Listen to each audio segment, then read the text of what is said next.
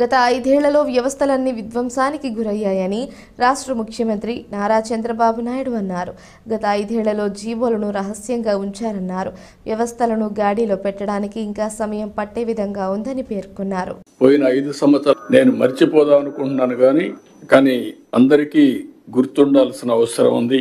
వ్యవస్థలన్నీ పూర్తి కూడా ఇప్పటికీ నేను 4వసారి ముఖ్యమంత్రి అయినా ఇప్పటికి కూడా నాకు ఇంకా పూర్తిగా విధ్వంసానికి గురైనటువంటి వ్యవస్థల్ని రివైవ్ చేయడం ఇంకా టైం తీసుకునే పరిస్థితి వస్తా ఉంది. ఇంకొక పక్క ప్రజల హక్కుగా తెలుసుకునే ప్రభుత్వ నిర్ణయాలను కూడా రహస్యంగా దాచిపెట్టడం, జీవోలు ప్రజల కోసం ఆన్లైన్ లో పెట్టే విధానానికి మంగళం పలకడం, అవన్నీ కూడా ఈ రోజు మళ్ళీ ఆన్లైన్ లో పెట్టే పరిస్థితికి వచ్చాం. ఇంకొక పక్కన 5 సంవత్సరాల జీవోలు కాకుండా ఇప్పుడు ఇచ్చే జీవోలన్నీ కూడా ఆన్లైన్ లో పెట్టి ఒక పారదర్శకతకి పెద్ద పెట్టేసే విధంగా ముందుకు పోతున్నాం. ఇంకొక పక్కన నేను చాలా సార్లు 45 సంవత్సరాలుగా చూశాను, ఏ వ్యక్తి కూడా ప్రజాస్వామ్యాన్ని గౌరవించకుండా ప్రజాస్వామ్య విలువల్ని హరించే విధంగా పనిచేస్తే ఎక్కువ సమయం లేకుంటే ఎక్కువ కాలం అని కూడా సాధించలేరు. అవి నేను చూశాను. అదే సమయంలో ప్రజల్ని హింసించే శక్తులను గాని వ్యక్తులను గాని మనం ఉదాసీనతగా ముందుకు పోయినా దానివల్ల కూడా సమాజానికి చెడు జరుగుతుంది. ఇవన్నీ బ్యాలెన్స్ చేయాల్సిన అవసరం ఉంది.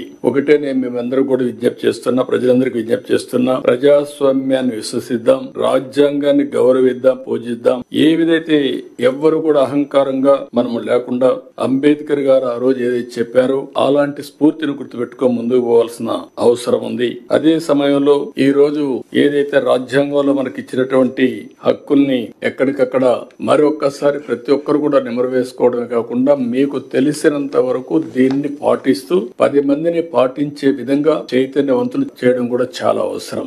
ఒకసారి తెలుసో